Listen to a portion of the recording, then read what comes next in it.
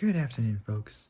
It's your bro Richie Rich here, and today the moment has finally arrived. It's finally here. Today's video is now officially part 7 on the Dodge Tomahawk, and today is now the final part of the video, which is now the critical reception. So, this will be the last part, and after that, I'll be moving back onto gaming cars, like I mentioned in the last video. Um, so, which will be Need for Speed. So I figured I'll give those a chance this time, but I promise I will do more cars in the near future if I feel like it. Just don't know when, but at some point I'll think of something. So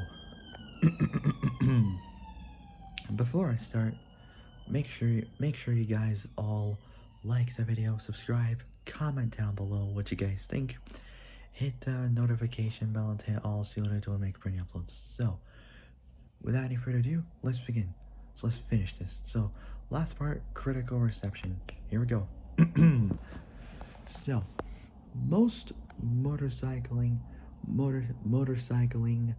automotive, and science press greeted the Tomahawk with both jokes and sarcasm, roasting the Tomahawk, such as Auto Week suggesting anyone riding the Tomahawk was a Darwin Award contender, and a 2015 book called it the strangest of the 2003 Dodge vehicles.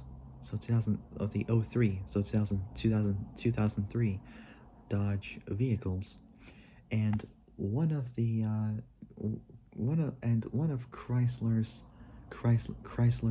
nuttiest concepts, freelance um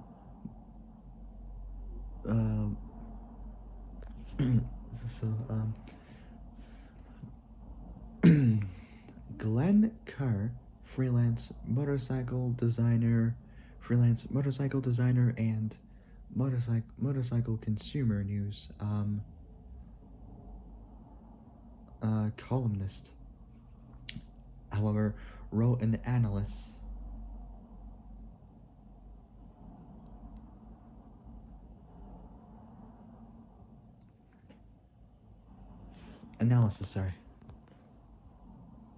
wrote an analysis that took it both seriously and critiqued it as he would a real motorcycle. Kerr described he described the top speed. He described the top speed claims. Described the top speed claims from Dodge as the work of spin doctors, but said that the less than conceiving high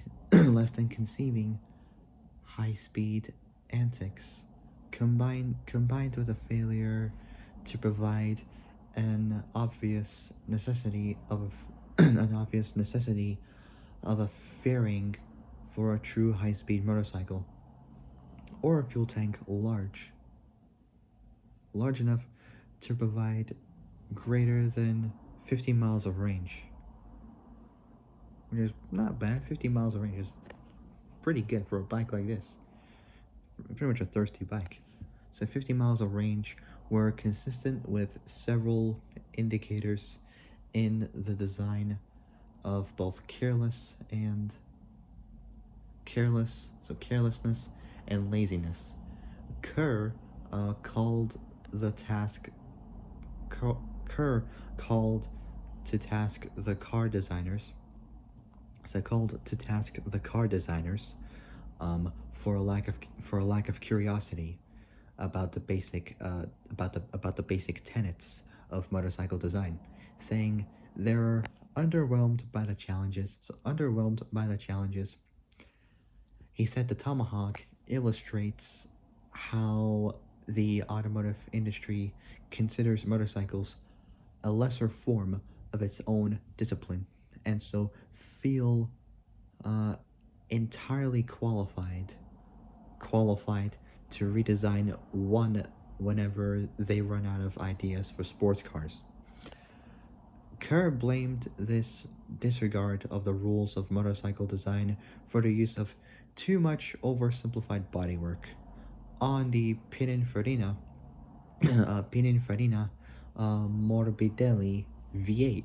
Morbidelli V8. Morbidelli V8, which the Tomahawk at least avoided, um, while still missing the point about bikes. The indec- the indecision between making either a sports bike or a cruiser led to the uncomfortable ergonomics of a uncomfortable ergonomics of a dragster. Or uncomfortable ergonomics of a dragster motorcycle. But it didn't matter. Because the Tomahawk was not intended to be taken seriously, notwithstanding the intention to produce a limited production run. While he found the basic shape not unpleasant, the unseriousness led to a unfinished result, unfinished result, pointing out pointing out uh, the lack of harmonization in the twin ram air intakes and the and the incongruous use of a the unseriousness led to the unseriousness led to an unfinished result, pointing out the lack of harmonization in the twin ram air intakes, and the incongruous, I think I said it right, I don't know, use of a retro single vertical stock retro single vertical stock planet in the planet excuse me planet in the fuel tank so, excuse me planet in the fuel tank in an otherwise futuristic design. Kerr acknowledges that Daimler Chrysler doesn't, apologies for this, give a damn. So they don't care about the motorcycle industry POV point of view. Because the Tomahawk was successful in its real because the Tomahawk was successful in its real purpose, creating an almighty furor. I don't know how you pronounce it correctly, but it's spelled Furor within the automotive world. Motorcyclist magazines, Jeff Carr, motorcyclist magazines, Jeff Carr speculated the boredom with having designed too many outlandish show cars, especially with Daimler Chrysler's history of doing the unexpected, making the designers want to do this for the sheer outrage of the exercise, creating a machine so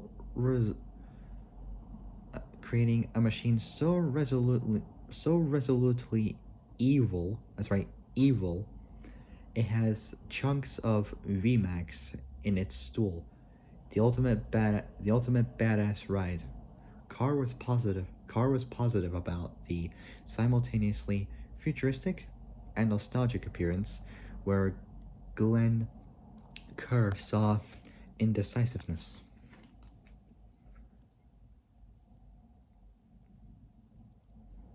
So pretty much has parts from the Yamaha VMAX, or essentially VMAX, which is a cruiser motorcycle produced by Japanese motorcycle company Yamaha from 1985 through 2020.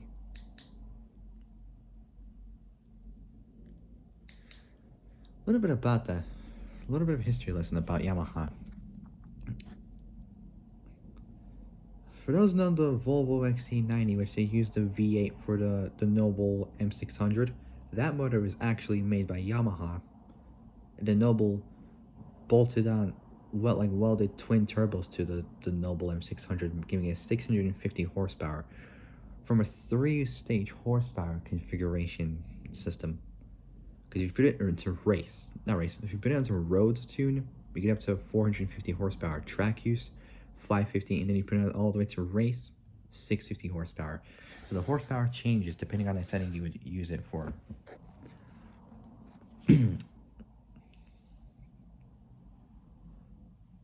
So because the Tomahawk was so Kerr acknowledges that Daimler Chrysler does not give a damn, so they don't care about the motorcycle industry POV, because the Tomahawk was successful in its real purpose, creating an almighty fervor within the automotive world.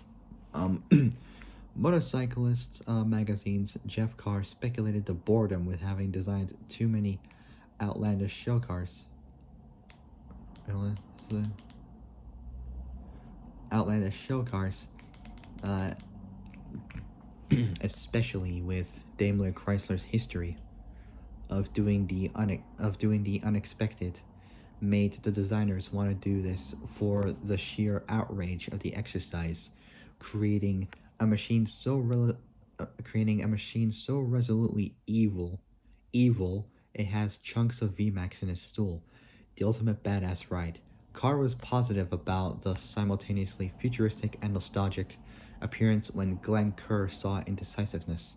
In response to automotive writer Stephen Wilkinson's suggestion that the Tomahawk was essentially worthless as a unstable vehicle, Alan Mudd, who's a designer, Continuums. I can't pronounce it, but it's spelled CONTINUUM. Disagreed. He said it showed the public that Chrysler's made up of a bunch of passionate people, even if it's a total adolescent wet dream. So adolescent. The heck was that? Sounds like either a motorcycle or a V8 just now. Yeah, I don't know. It's a total adolescent wet dream. It has value because it tells the consumer that Chrysler's full of excited, creative people who just want to try some great new stuff. Lars Eric London. It's like saying London but without the O's. You get LUNDIN of Volvo's concept center in California. Said there's absolutely no risk that Volvo would ever do such craziness. Adding to such flights of fancy, raise people's expectations, noting that Volvo showed a hybrid car in 1992, yet failed to deliver one even 12 years later, from like 2004, I believe? I don't know. So from 1992, 12 years later, it would be 2004 from that point in time. GM designer and automotive columnist Robert Cumberford agreed that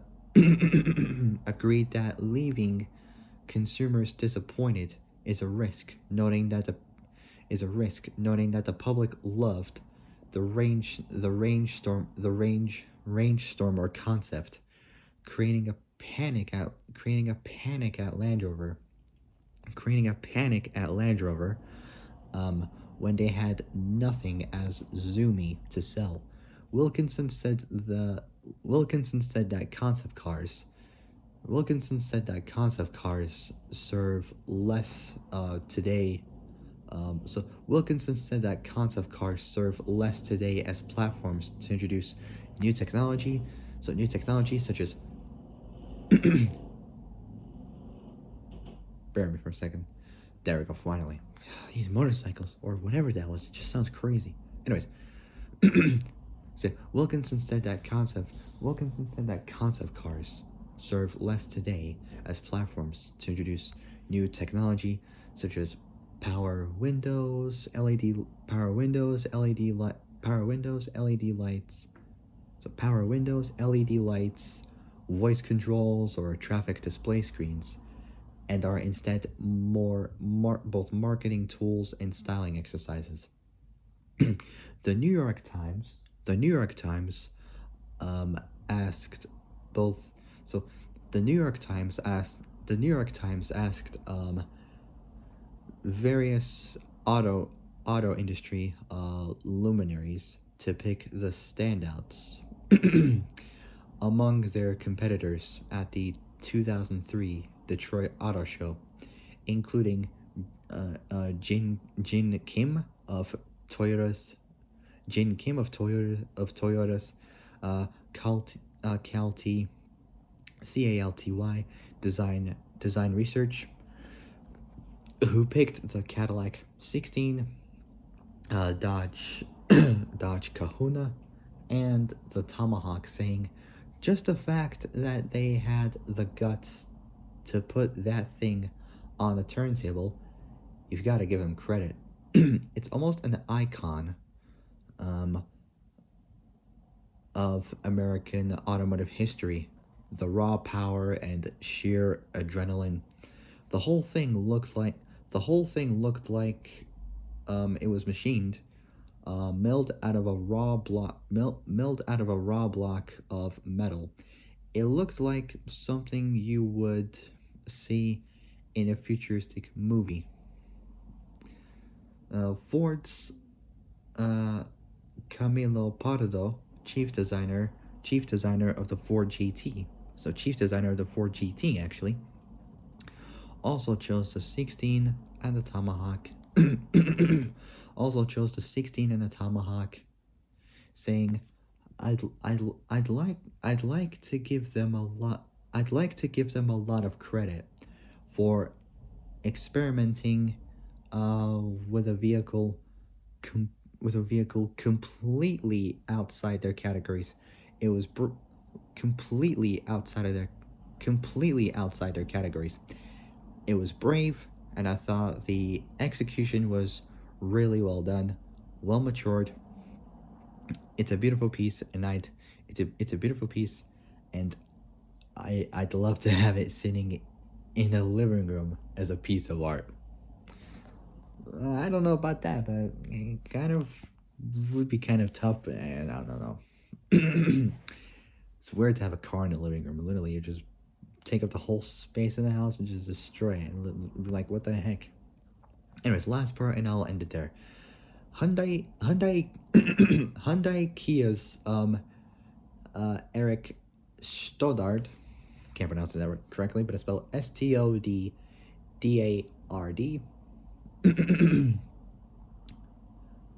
Was an automobile and industrial designer.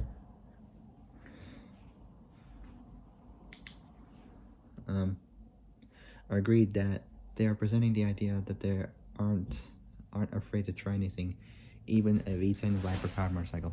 I'll see you guys soon. Bye. That's the end. See ya.